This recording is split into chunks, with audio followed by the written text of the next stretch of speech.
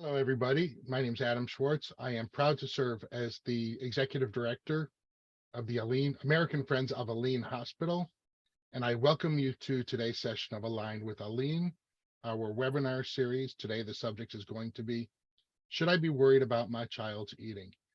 This is another in a series of webinars that we do to really help expose people to the incredible work that being done by ALYN Hospital and the impact that it's having on children, both in Israel and the indirect impact that it has on children and direct impact it has on children through the work of the hospital worldwide. So I am pleased to turn this session over to our immediate past president, Joanne Bly, who will take us from here. Thanks so much, Adam. Adam joined only 7 weeks ago, and all of us at American Friends of ALYN Hospital are excited to have him on board. So thank you for being here, Adam. Unfortunately, Paula Glazier, who's our new president of the board, was not available to be here today, but will be at our 10th event in September. I am pleased to welcome all of you to the 9th in our continuing Align with ALYN series, where we host distinguished speakers to provide updates on all the initiatives at ALYN Hospital, founded in part by you, our donors. Funded in part, sorry. Previous Align with ALYN series covered topics such as remote therapies, movement analysis in the mobility lab, quality of life for the ALYN patients, speech and language therapy, interviews with nurses, and other topics. If you missed any of the previous Align with ALYN series, they are available for viewing from the alynus.org webpage or on YouTube at ALYN Hospital Friends. This seminar will be posted there as well, and an email tomorrow will go out with all the links. Today, we will be joined by Dr. Maurit Beeri, CEO of ALYN Children's Rehabilitation Hospital and Director of the Infant and Children's Eating Rehabilitation Clinic. She will discuss a range of issues with regard to children's eating habits and suggestions on how to deal with these issues. If you have never heard Maurit speak, you are in for a real treat. So please help me welcome Dr. Maurit Beeri.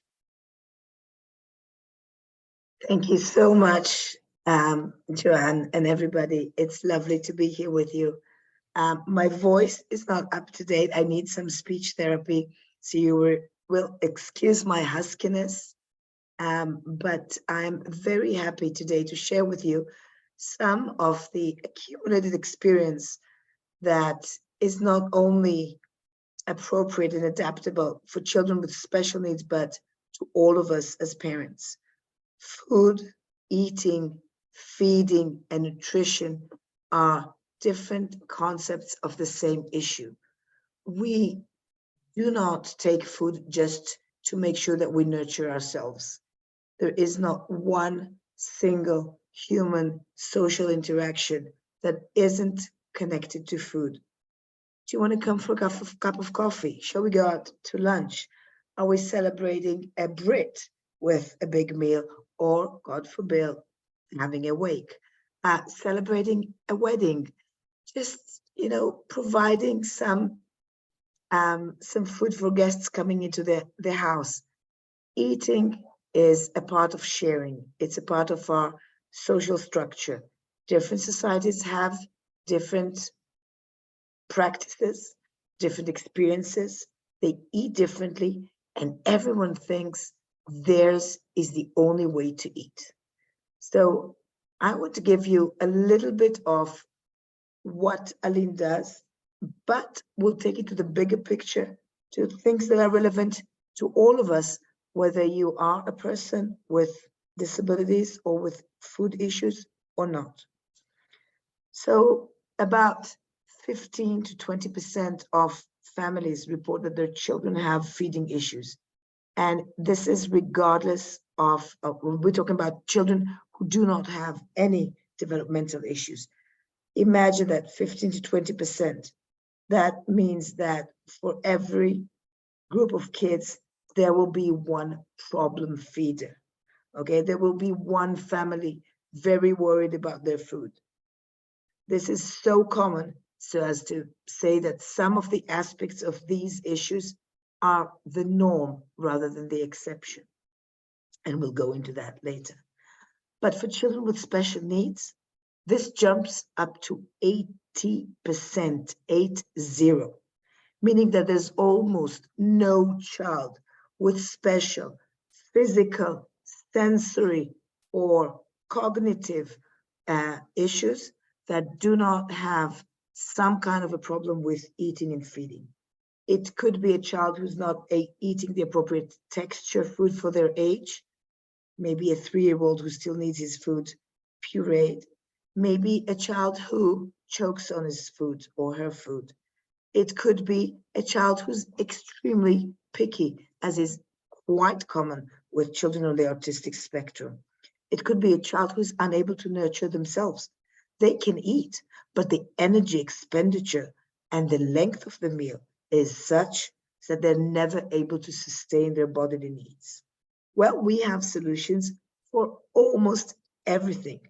Not everything is resolved with a happy, chappy child sitting at the family table eating with everybody else, but we will do our utmost to make sure that every child can participate in this social human activity, which is called feeding and eating, and also be in a good nutritional status. Children need food to grow. Everybody knows that. We all experience that. You know, we have all heard the story of some of us, of our grandmothers saying the child did not eat anything until I got there. And indeed, there are certain practices which are more connected to good results. But what are these good results? What are we actually looking at when we want a child to eat well? So because I'm asked these questions very frequently, just a month and a half ago, I wrote a little bit of Q&A to Ynet, which is the online biggest paper in Israel. I've got to tell you, folks, I've written a lot of op-eds, I've published research papers, I've been on stages and I've spoken to a lot of people. Never have I ever had such a deluge of questions, remarks, interactions as to that piece. Why is it so difficult for a child with special needs to eat? Well, this very ordinary day-to-day process that we do automatically, and a lot of us actually struggling to, minimize, is a highly complex process of an interaction between muscles, nerves, breathing and swallowing. It is a very complex process. There are more than 70 different bodily elements involved, from our mouth and tongue, which is kind of obvious, but also to our posture and to the way that we breathe and to our abdominal muscles. A lot of different systems need to be set in place for us to be able to eat and swallow properly. And when a baby is born, when a tiny baby is born, this is run by reflexes. Baby doesn't need to know anything about it. Baby is born with a different bodily structure than an older child in order for them to be fed automatically with no mistakes on the way. Very young babies, they don't choke. They don't choke unless there's something catastrophic happens. Why is that? Just think about the picture of a baby. Please don't look at the text that I'm showing you. I just want to show you this picture. Can you see that cutout down here? Well, if you look at a tiny baby, you can see that they have very short necks. Babies born with practically no neck. Why is that? It's because we have a common space here between where we swallow and we breathe. We want to minimize that space in order for the food to go down the right way, so the baby won't choke. So a baby with no experience at all in eating, they have a very short neck. The other thing is that they have extremely strong cheek muscles. You know that when you give a baby your finger and they cling onto it, which is a reflex, because that's what they do. They're led by these reflexes. You can actually, with a healthy baby, pull up the baby when they're holding onto your finger. Now, can you imagine? I don't want to tell you how much I weigh, but can you imagine anybody holding me up just on the finger? That is amazing. Those muscles can just pull up 3.5 kilos, 7 pounds of a baby. That is astounding. So these muscles are extremely strong. And the tongue in the baby fills the whole mouth. There's no space between the tongue and the upper part of the palate. That was the word I was looking for, the palate. Okay, when you just close your mouth and feel your tongue, you'll feel that space. It does not at all exist in babies. All that is to say, the baby has a structure together with the reflexes they're born with that enable them to eat without choking. Now, when a baby is born, hopefully they're put to their mother's breast, the reflexes kick into action, they start munching, and what happens is they don't understand why they do it. They're not even conscious of being hungry. But the next time that they do that is because they cry and they feel bad and they don't know what this is called. Well, later on we'll find out this is called hunger. So baby cries, mother puts baby to the breast, reflexes kick in, the synapses here in the brain connect.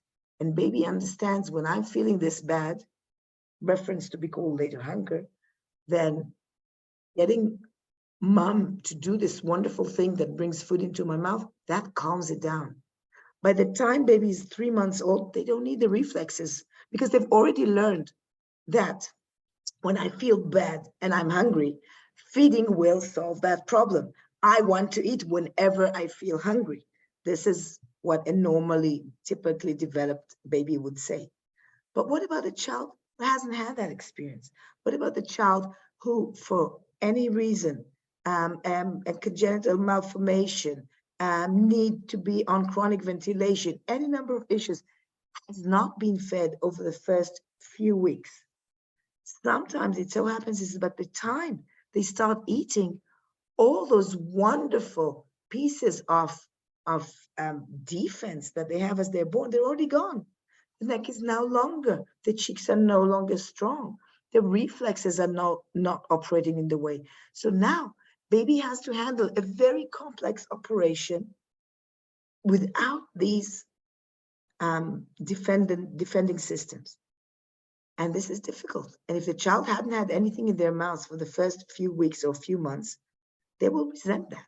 They will feel as if you're pushing something into their ear. They don't have the concept of food being a nice thing. Their sensory input is overwhelming and they would gag, meaning that the reflex that protects them from swallowing without control would be triggered very, very easily. This is why children who have not eaten proper food for a very long time require rehabilitation. And this is why we at ALYN need to go into that and see what are the problems with feeding. Is it the child has problems with coordinating breathing and swallowing? Maybe they have a problem with the muscle strength. Maybe they just need more food, but they're not efficient in eating it. All these different things are things that we analyze and we treat. But a lot of families come to us with feeding issues, which it's only the first issue that was medical or problematic, but ongoing anxiety, ongoing worried, ongoing trying to feed the child, maybe not completely according to the child's cues and needs, have created a secondary problem, a problem in which the child starts aversion. He's not, or she, not that happy to eat any longer because they don't feel that meal is a happy, calm, enjoyable space to spend time as a family. Sometimes the kids get nervous, sometimes the parents get nervous, and a lot of times this ends with, I don't want to touch this. I really don't. This is too stressful. And then we have the doctors coming in and saying, this child is not gaining weight. And the nurses coming in and say, the child has got to gain weight. And the parents will make an extra effort, creating even more of a problem with the help of everybody else. Intervention at that stage with a qualified team, with speech therapists, dietitians, psychologists, and a doctor, often just analyzes the situation. How much of the problem is a physical problem? How much is lack of experience that we need to train the child in actually eating? How much is that we protected this child from choking so much that now they have absolutely no idea what to do with things that aren't pureed. Okay, these are the things that we do in our feeding clinic. Sometimes the children just cannot handle their food. They swallow the wrong way because of their anatomy. They're unable to get enough calories into them. And in those cases, our advice is, guys, first of all, the child needs to grow. Development is foremost. So if the child cannot eat properly, then maybe for the next few months, a year or two, maybe forever, but we won't know that. Maybe they need to be tube fed. And then that is a difficult conversation to have with parents, because our need to feed our children is very big. But then the happy thing is that we know how to wean children off tube, and we're just about to publish a research paper, a retrospective analysis of more than 100 children that we weaned off tubes with really high success rate. It slows them down as if they have complex medical issues. But some children actually get to the point where they need to be tube fed without even having a complex medical problem, just because the food refusal is so bad, and that they need to just move out, not deal with food for a while. We'll feed them through the tube, get them over their difficulties, and then rehabilitate them later. So this is just to frame what we do at ALYN Hospital, and we use an array of amazing tools, some of them that we have developed at our innovation center, including, for instance, a tiny specialized cup, which is a dysphagia cup that's intended to teach tiny babies to eat liquid when they can't take a mother's breast, and ending with our video fluoroscopy lab, where we analyze the swallowing and we see exactly what's wrong. And I'm going to show you this. I'm going to share the screen again and show you just for a tiny bit what our video fluoroscopy lab looks like. This is basically our X-ray room, and we're trying to make it as friendly as possible, because again, children are going to eat here. This is not a medical procedure in which we will anesthetize them, or they will have to go through anything painful. Basically, what we're doing is we're taking a short film of them as they swallow something that we have marked with barium, because barium is opaque on an X-ray, and then we can see the food going down their throat and analyze exactly if it gets stuck somewhere. And we look at different textures. We look at different feeding tools. And what you see here in the picture is basically, this is called a C-arm. You can see why it's called a C-arm.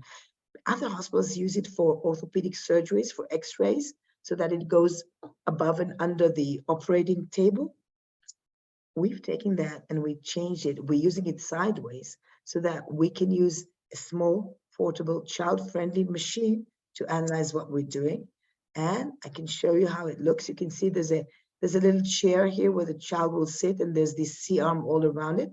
And mother is going to feed the baby while we can listen and take a picture. No other lab that I know on has video camera trained on the child to see their facial movements, exactly what they do. And as we give the child a little bit,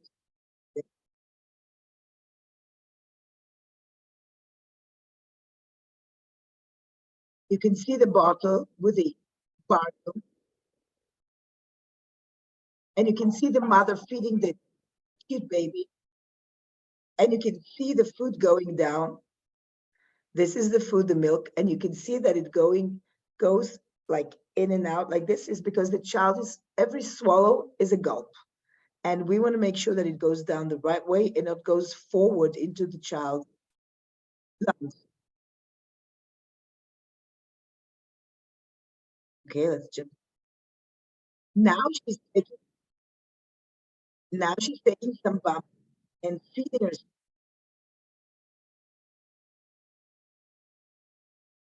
This is a child that, as she was growing, she had severe feeding problems, and a gastrostomy tube to be fed through the abdomen was fine. But we managed to prevent her from eating, like very carefully selecting the food that she's eating. So this is just an example. So this very cute child managed to be to continue without a gastrostomy tube, thanks to our ALYN team. But this talk right now is not centered about children with special needs. It's centered around everybody. And we as parents, grandparents, aunts, uncles, we all have issues that make us worry about what the child is eating. Are they eating enough? Are they eating in the best possible way? Okay, if anybody out there actually knows Hebrew, then this is a big piece in the paper. It says, child won't eat anything. My boy is picky. Everything that you need to know about pediatric nutrition. And then I got people to write their questions. So my daughter eats very little and never asks for food. Should I be worried? Or can I get vitamins to improve my child's appetite? Or my child is 2 years old and still is bottle fed. Is that a problem? So these are the things that I would like to discuss with you guys. When to know that there actually is a problem. Now, children differ in many, many ways. There are no two children who are alike. The natural process of learning how to eat is, as I previously described, at the beginning, the child is breastfed, it's all reflex, it's all automatic. By 3 to 4 months of age, the reflexes kind of start going to the back, and it's the child, when they're hungry, they're asking for food, and in a good family with good parents, they actually get the food. Children know how much they need. As long as they're breastfed, nobody knows actually how much they've had, right? Only thing we know is how much they've gained weight. And this is how it's been for, millennia and since the birth of time. But then came the Industrial Revolution, and children needed to be fed, not by their mother, by other people. So the bottle had been invented, and the nipple, the artificial nipple, and suddenly we could see how much a child takes. And this has skewed our look at the feeding babies very much, because our breasts doesn't have signs saying how much the child's had. But now we have a lot of parents worried the child's only had, I'm sorry, I'll be speaking in milliliters and not in ounces. I cannot do ounces. So my child only had 60 milliliters, 100 milliliters. That's not enough. They have to be hungry. So I've got to give them additional food. This has never been an issue earlier, because when there was no bottle to feed, it was only mother feeding the baby. Mother, for some reason, couldn't feed the baby. We'll have a wet nurse come in and feed the baby. But it was always about, is baby healthy? Is baby growing? Is baby developing? It was never about amounts. But nowadays, we are obsessed with amounts, and we are obsessed with another thing called growth curves, right?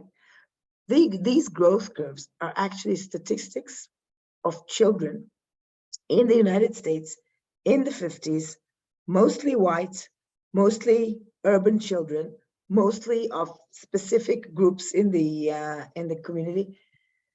Guys, they represent nothing but statistics. And if I have a child from a young Yemenite, Jewish Yemenite family, when the mother is 5 foot and the father is 5'3", they're not going to bring forth a 6-pound baby, and they're not going to grow according to the curve. So as long as a child grows according to their own curve and proportionate, and as long as the child developing well, really couldn't care less about the growth curve. And the growth curves have a minimum and a maximum. Parents tend to say, my God, my child is only on the 20th percentile. I want them to be in the 80th percentile because we are high achievers, right? We want our children to be best. It's not better. 80% or 20% is the same. It's within the norm, and everybody should be within the norm. That's what's important. We now know from lots of research that children who are fed via bottle usually eat more than children who are breastfed. They are at risk of being overweight as they grow up. They are at higher risk of not being able to control their own appetite, because what we're doing when we're feeding the children beyond their basic need is teaching them to eat beyond and to keep at the food even when they're not hungry anymore. And this very early intervention that we do with children could end up sticking with us. Now, some kids just love to eat and they eat a lot. We never say stop to a baby. Baby wants to eat, that's amazing. Okay, but we don't try to force the child. If a child took the bottle off the mouth, took the nipple out, enough, that's fine. End of story. Nowadays, we're looking at when to start children on solids. This goes back and forth. But if we look really back, we know that children can handle different tastes from around 6 months. Some would say 4, some would say 8, and it really also is a matter of who the child is. And there are no wrong foods to give the child, okay? There are things that we recommend not to give the children because there are risks of allergies, or we think the food might not be clean enough. But basically, somewhere out there, there are many kids who are eating things that might not be appropriate. What we can say is just please, please, please don't give your children processed food. And it's very difficult these days. We know that children thrive on fresh, homemade food. Who can live making this? I mean, definitely me as a pediatrician, being a resident, raising 3 kids, I was not the one to chop the apples, in the kitchen instead of buying them in a little jar. But if you are able to, there is no doubt that fresh, homemade food is the best. So that's the one thing. If your child is eating and is satisfied and they're growing along their own curve, you should be satisfied. There's no such a thing as a kid who doesn't eat enough. There are kids who are underweight, and then you have to look. Are they getting the basic ingredients that they actually need to grow? Is there enough protein? Are enough vitamins? Children can be lean and very, very healthy. The most important thing is to make sure that they keep growing and that they're growing also in height. Because there's so many issues with height, and we have lovely interventions that modern medicine can do if a child does have a problem with height. But you just need to monitor it and remember that it's very, very slow as we go along. So the first thing that I would say, listen to the child. Try to understand what the child wants and when they want of the food. If you have a young child that starts to eat and begins to cry, throw their head back and spit up, maybe they have esophageal reflux. Maybe they're unhappy because the minute the food starts going down, the acids in the stomach start churning up, and they have heartburn.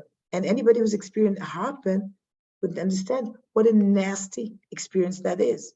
Now, children are learning machines. So if a child experiences repeatedly heartburn, they might learn that they shouldn't eat more than the absolute minimum to keep their hunger down. And that is so easy to fix with most children. We have really good medication. We have formulas, once the child is not breastfed, that are anti-reflux. We have strategies to make that feeling go away. So early intervention is essential if you have a child with esophageal reflux, because once the child has learned for a considerable period, and I mean weeks, that food makes me feel bad, they might learn that food is not my friend. And that is how aversion is developed. And then the child will not want to try food. So this is my tidbit. Have the kids eat as much as they want. Make sure that if they spit up and refuse feeding, you make sure that they don't have reflux. And the third thing is, one of the nastiest thing to be as a tiny baby or a young child is constipated. And if a child is constipated, they probably won't have an appetite. So one of the other things that we need to look at is baby pooping, and intervene as soon as possible with that. So if you have a child that's eating not enough, but they don't have constipation, they don't have esophageal reflux, and they're growing, I wouldn't worry about it. If the child is reaching an age where other children are eating around the table or having their pureed food or starting to take tidbits, but your child is only on bottle, do consult somebody. Do consult them. If your child is 10 months, a year and 2 months, this is a period, a critical period in which they should already be trying different textures. If not, then again, that aversion thing, that frontal gag could be a problem, and you'll have to deal with that later. Sometimes some children need a little bit of convincing to try new foods, and you shouldn't be afraid of gagging, because sometimes the first thing that gets into the mouth, I want to choke it out, but doesn't mean I'm in any danger. Consistent and never force a child to eat. So consistent offering of food, and if you see that the child is just not cooperating, never try to forcefully feed them, and ask somebody to look into it. The other thing that I wouldn't do is play the game. If a child needs convincing to eat and you start telling stories, that's fine, that's lovely. There's nothing like a meal with a little story. But if your child is hooked to videos and YouTube strips and has to be entertained while eating, they're not actually paying attention to the food, and they're not actually controlling the hunger society cycle. We don't want children to be distracted. If you sit together and play a little bit with the child while eating and talk about what we're eating and how we're eating it, and say, well, this little carrot, look, it's got a little bunny ear here. Can we crunch that? That's fine. But if you take away the discussion from the meal and you have the child looking at a video that has nothing to do with the meal, then this becomes a passive experience. The children are not participating in the meal. They're basically eating because, just like you guys would sit in front of the television sometimes, just feed yourself and then wake up like half an hour later saying, what have I just done? You don't want that for a child. You want a child to be able to understand what they're putting into their mouth, what they're controlling. Do they like it? Do they not like it? What the interaction with the food is, because you want to develop their independence. So if you feel that the whole family needs to entertain the child so that they're open their mouth and you can shove a spoon in, maybe that's the time to consult with somebody who can see why this is such a big issue. Now, another thing that I've been asked, and at this point, I would like to open this for questions. So you guys are very free to write in the chat and ask me, and I will relate to that. What about pacifiers? So very young children really need to suck because it calms them down. It's a reflex. Older children may want to suck on a pacifier because it's like a security blanket. It's something that they're used to. It calms them down. It helps them regulate their senses. And that's also fine. When does the pacifier become a problem? We don't want the pacifier to stay in the child's mouth until they're 3 years, 4 years, 5 years, because it changes the shape of the development of the teeth in the mouth. And we don't want the shape of the mouth to be affected by the pacifier. We also want the child to be able to speak. If they mumble through the pacifier, drooling around it, that's not clear, that's not proper speech development. So we would like to ask the child, if the child's on a pacifier, darling, could you take your pacifier out? I can't understand it. And help the child take it out, that they might pop it again later, but they should know that they're not speaking with the pacifier in it. A child who, instead of a pacifier, uses their bottle and are constantly with the bottle in their mouth, that's even worse, because that means that they're continuously with food in their mouth. If it's water, it's not that bad, but if it's actually formula or milk in their mouth, that'll rot their teeth as soon as anything. So prolonged feeding, prolonged munching on bottles, not good. Anything except water in the bottle between feeds, that's not good. And as soon as the child is able to go to a sippy cup or a sports bottle, we recommend to leave the nipple alone. Nipples are for babies. For older children to train their muscles, they should not be sucking. They should be practicing different, more complex tongue movements and cheek movements and moving food from side to side.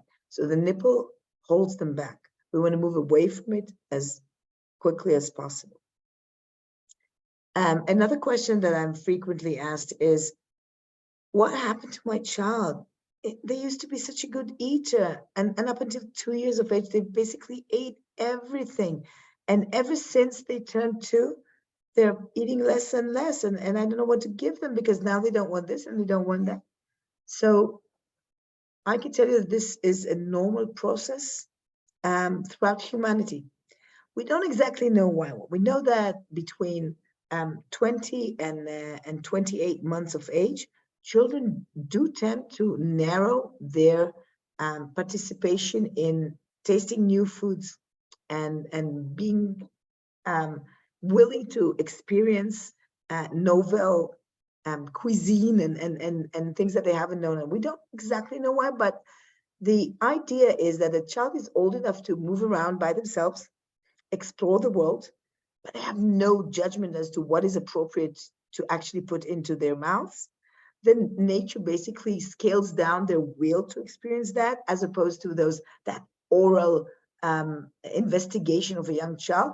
As they grow older, they say, yeah, well, maybe the child who's already walking shouldn't actually love to pick grandma's pills that fell on the floor, or go to the rhododendron in the yard and start eating the leaves. So children towards 2 years of age tend to not try new foods. Moreover, they sometimes get kind of wary of the food that they had before. That is normal. That usually passes, and around 3 years of age or 4 years, well, that will just, go away, and the children will start eating again. That is, unless you're dealing with a picky eater. Now, picky eating is so common that I wouldn't even call it a medical issue, because 15-20% of people are picky eaters. I had one of my 3 sons that we used to call the pizza feast. He basically fed off pizza. And when is that a problem? Well, let me just define what picky eating is. Picky eating means that the child will eat certain foods and refuse others. Sometimes these foods, they will be preferred because of their shape, because of their texture, or because of the way that they're presented. Children who are picky eaters usually do not like mixed textures.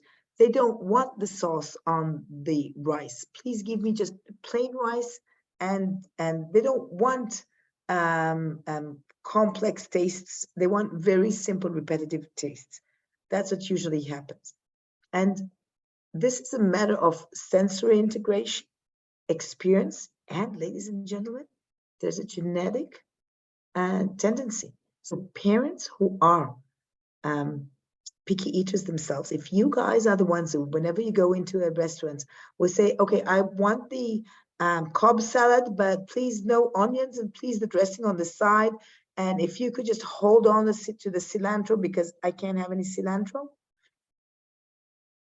Don't be surprised when your child at 2.5 years says no to the avocado mix, the guacamole or something.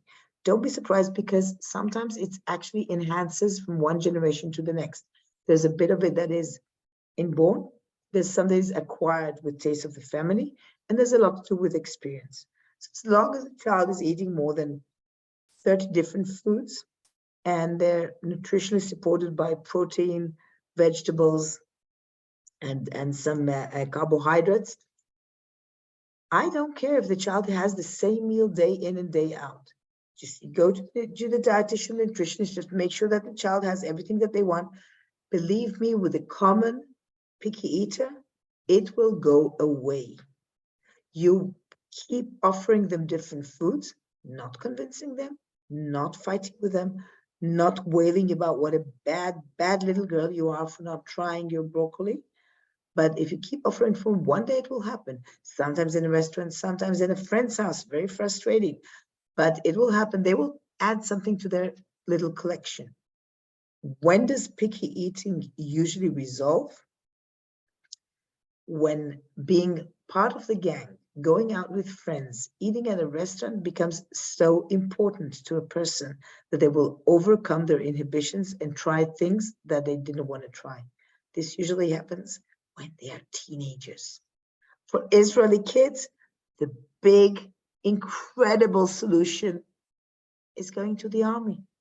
When you have to go to the army, you have to eat what you have to eat there. So picky eating doesn't completely go away, but it does improve a lot. Bad news is it takes a lot of time and it takes a lot of patience, and you need to not make this a big issue. We do treat children when they're feeding, their picky eating becomes a problem, and it becomes a problem when the family has to run around in circles because of the child's specific dietary needs. And then if you can't go out with a child to a restaurant, if you can't visit grandma because there's nothing to eat, even if you bring something with you, then we'll try and do the changes that you can and work with the child to improve the breadth of their feeding preferences. But unless it becomes a problem that interferes with the child's social life and the family life, we usually let it be and let it pass. I know that there is a question, I will look at it soon, but I just want to say there are a few red flags. Not every child who is a picky eater, you just let it go and say this will pass with time. Some children have issues that really need looking into.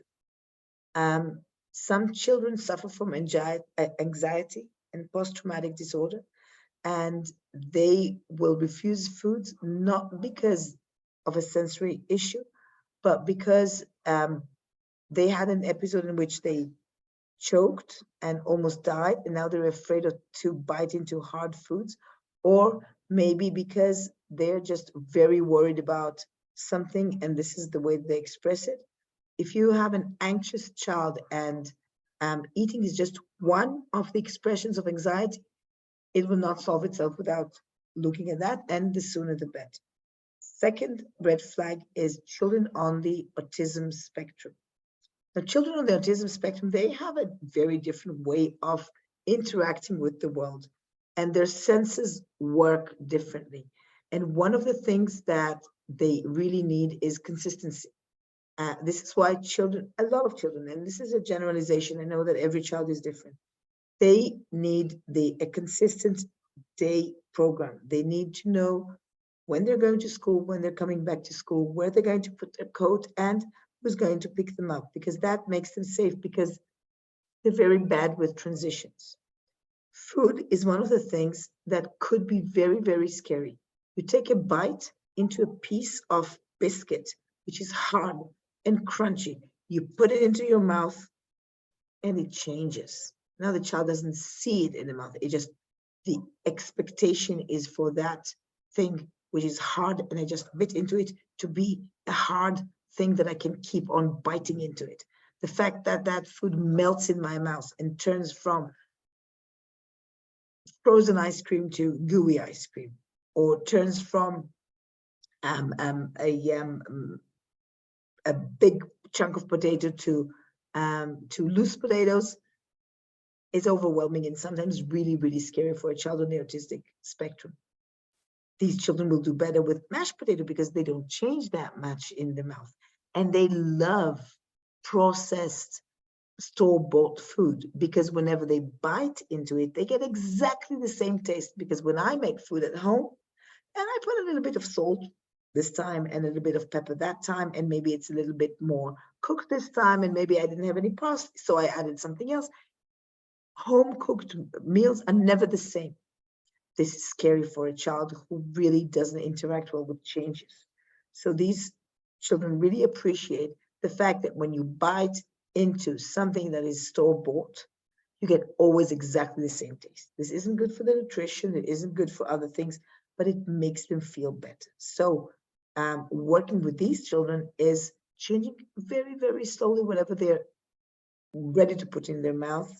And there's no big one-time intervention which can help these children overcome their fears.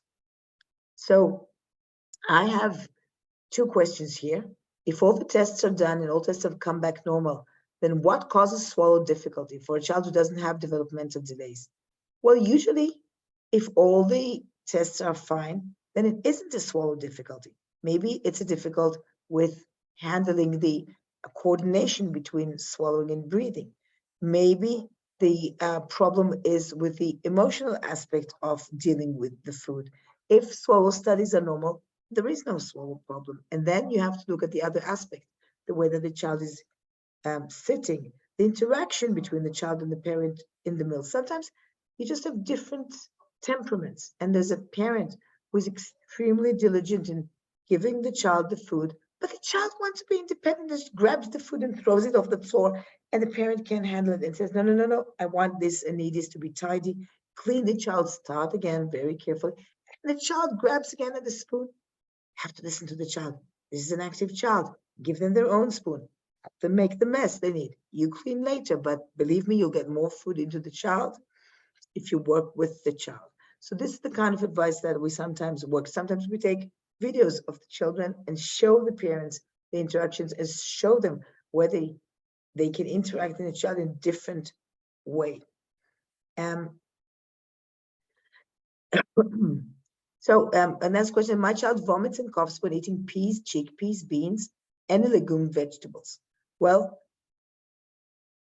I'm wondering whether this is the problem with the texture or the content of, because how about when they're pureed? How about when they're spread on a cracker? How about when they are mixed with yogurt? So usually a child that throws up consistently on a specific food or group of foods, but then you should rule out allergies, of course. And then there is another rare things that you need to rule out. If a child throws up consistently over different kinds of food, then you have to make sure that they don't have an inflammation of the esophagus. That is called a esophagitis, eosinophilic esophagitis, which is a type of an allergy.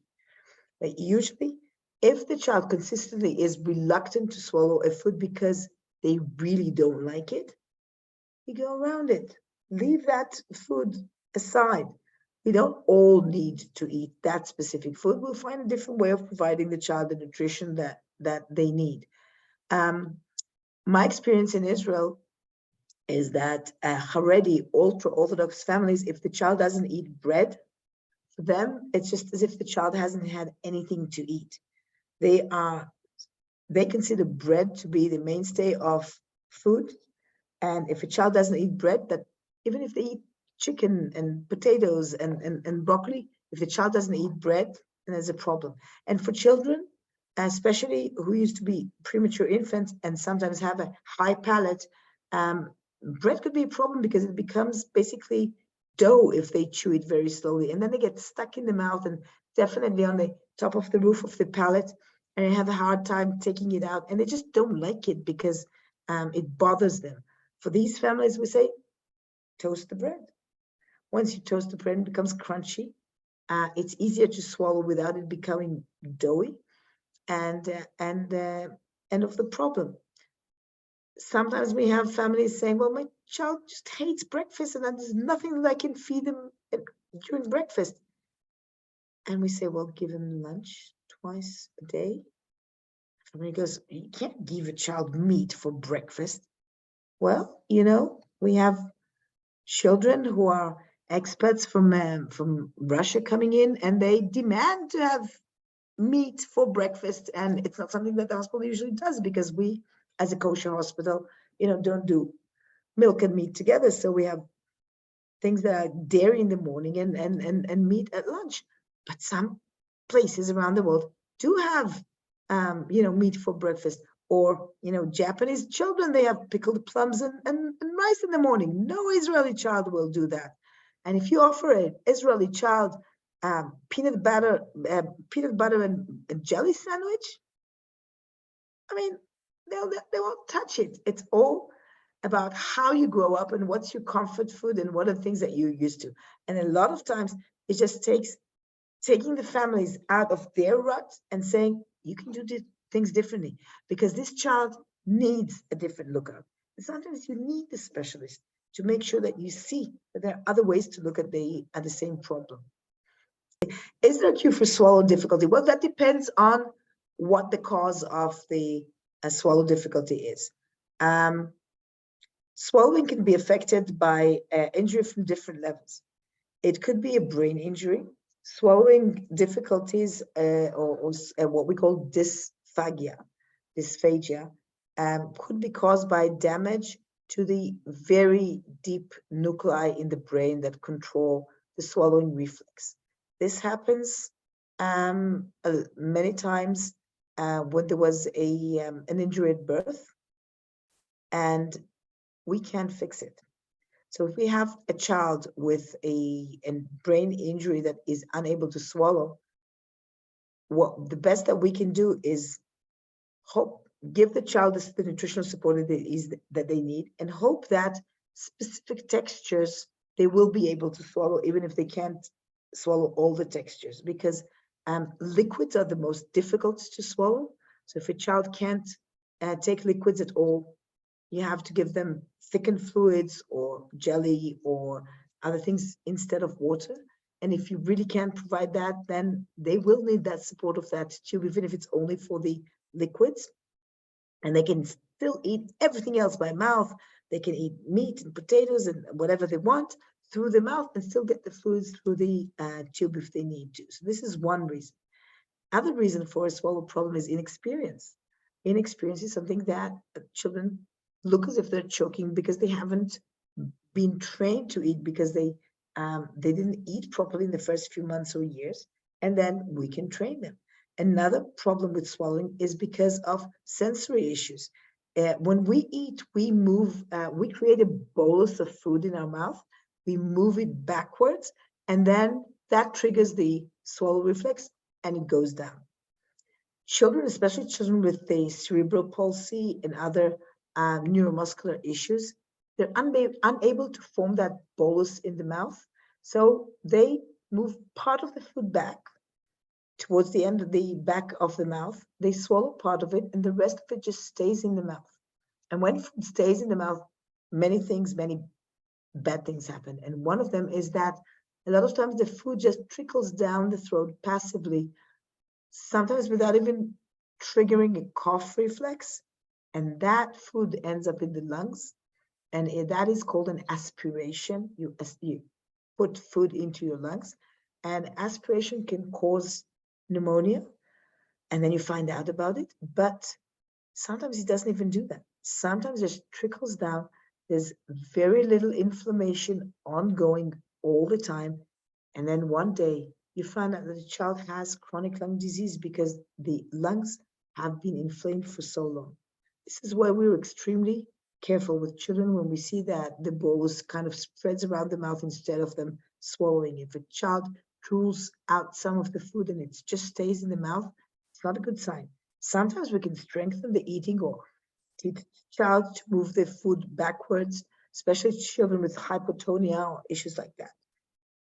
Another problem could be that the child isn't able to control their mouth because of a different brain damage, which we call apraxia. Apraxia is when we don't plan well the movements. I don't need to think about what muscle I need to use in order to say ooh or ah. Okay, it's automatic. Can you imagine if you had to really analyze what muscle needs to work and then put it into operation? It's really difficult to think about. Sometimes these processes, these automatic processes, don't work well. And then the children are unable, they know what they want to do. They intend to do it, but the body doesn't do what exactly they want. This is, again, because it's a brain injury, it's more difficult to treat. We're very good at treating muscles and sensory issues. We're not as good as dealing with damage, brain damage, once it's happened. So when I say, I see that Ari is asking, when I say see a specialist, you want to see a feeding specialist, and that could take different roles in different countries and different places around the world. I would say that the first place to go is your pediatrician or your general practitioner. You have to go over what the child is eating, see if actually there is a problem. Maybe you're just so worried about your child and there isn't actually a problem.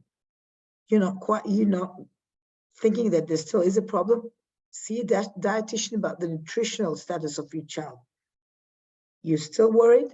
Then see a speech therapist, or even better, find the nearest feeding clinic. Because even though we at ALYN started the feeding clinic nearly 20 years ago, there was absolutely no feeding clinic in Israel at all. Nowadays, every hospital and every HMO in Israel has a feeding clinic, because everybody's understood that it's much easier to treat kids with feeding problems early, intervene as soon as possible, and not let the issue drag for years and years and have the children develop secondary problems. So when I say feeding specialist, first of all, go to your pediatrician. I will also tell you who not to go to. Anybody who forces the child to eat, who thinks that training them to eat fast or beating around, or, I mean, I don't think that you'll find a licensed specialist doing that, but there are, I'll just say it out loud, there are charlatans out there with all kinds of problems, programs that will force feed the child. That is the worst thing that you don't want to basically have an obedient child who swallows without ever eating, because that is one of the surest ways to make sure that that child is going to have a feeding problem when they grow up. Maybe they can't say no now because they're not weak enough, but as soon as they're going to be strong enough to say no, they will not eat. So just be sure that you're going to a qualified person. And the last thing that I want to say is you need to listen to yourself, even if nobody around you listens. If you're really worried about your child, keep going until you find an answer, because I've learned to trust parents. When I'm in a room with a parent, this is a meeting of two specialists. The parent is a specialist in their child's needs. I am a specialist in my field. I need to listen to the parent. We might not agree. We might have a discussion, but a discussion, it has to be. As a very young doctor, I used to, poo-poo the parents who'd come to me with a chubby, lovely child and say, the child's not eating. I would say, these parents are not reflecting reality. But if you get down to it and you find out that, yes, this child is chubby, but this child is chubby because the parents have been feeding them around the clock, and the child doesn't have time to play or be with other children, or doesn't go to school because the parents have been feeding them, because they eat so little every time that they have to just be with them at home. So the chubbiness of the child is the result of extreme work by the parents, but it's not sustainable. It's not sustainable. The child will have to eat more and more. And if this is all the interaction between child and parent, it's not going anywhere. You have to intervene. So again, weight and nutritional status are not a good indicator of how good your feeding practices are. Low weight and underdevelopment are not a reflection of a family who's not doing the best they can. But the best they're trying without help can probably be improved. You can make sure that the child's position, the setting in the room, the tools that they use, the way that they train a child is incredibly improved. We can do a lot for these children and for children at all. Any more questions? I just have one, Maurit. When you mention feeding tubes, I'm just curious, do the tubes go in the nose and into the stomach, or do they go directly into the stomach? How is that done? So there's several types of tubes. The well-known nasogastric tube goes into the nose. In Hebrew, by the way, it's called zonda, because some of the terminology of tubing in Israel is from ancient German. This is kind of... Oh, that's so funny. Okay. Yeah. So the nasogastric tube is the easiest, because first of all, you use an existing orifice. It's easy. Right. You shove the tube there, and then you can feed the child. The thing is, I don't know if any one of you have ever had an NG tube, it's really unpleasant, and it's usually is stressful for the child and the family. And if it stays there too long, then it can cause ulcers. And we know from the literature that there's a higher risk of pneumonias and a higher risk of aversion to food later. So our preferred method, if we know that the child is going to now need additional support for longer than 3 months. I mean, in the USA, it's 3 weeks, but I can tell that in Israel, I think we take a little bit more time and try to get the child to eat. But if we can see that the child is not eating, that will be when we insert a tube through the abdominal wall. And it's a very easy procedure, but it sounds very scary to the parents, and I completely understand that. And you could use the tube for as long as you need, and you can take it out and it'll close, and you'll just have a little scar, and the child could need that support for a while. I can show you a little picture of how it looks so that you'll see that it's not that scary. Okay, you're going to see a baby with a tube, and then you can see the child when a child for which we just took out the tube. Cutie here with a tube here in the abdominal wall. You connect a tube to that little abdomen and feed the child for as long as she needs. And you can see an older child at 14 having had a tube for a while because of medical issues. And at the ALYN clinic, when we took it out, when she was weaned off the tube. So this is our little helper, that thing here. This is what goes into the body. And it's underneath the clothes. It's not scary, definitely better than being with a tube up your nose for a long time. Yep. So Galila says that when her son was 5 months old, she was given a choice to between a tube feeding and to risk feeding oral. So he had swallowing issues, and she researched, and both, she saw that both had risks, and she was worried that if she chose the tube, then the child would have to learn chewing and swallowing in coordination when he get older, and they didn't know when was that. And yeah, that's true. That's a really difficult choice. And the answer is, you have to decide what's more dangerous and what are the pros and cons. And we have a saying, I don't know how well it works in English, the retrospectoscope is the most accurate machine. So when you look back in time, you can see if one took the right decision or not. It's very, very difficult to predict. And yes, we know that since we look at parents as specialists and our partners in deciding what the treatment will be, it's difficult for the parents because there are no perfect answers. It's not as if, if a child can't swallow at all, there's no question. You put a tube in and that's it. But if it's the swallowing is slightly dangerous, somewhat dangerous, at risk, what do? Do you protect the child to let them practice and just hope for the best? It's not an easy choice. So I really understand, Galila, what you're saying. And maybe we can continue that discussion later as we were in touch before, and hoping that we can help. I will say you highlighted everything I did wrong as a parent when my kids were little. So thank you very much. I can't correct that now. And they did grow up. So, and they are eating, but it was some children are resilient and some children will overcome our mistakes. Yes.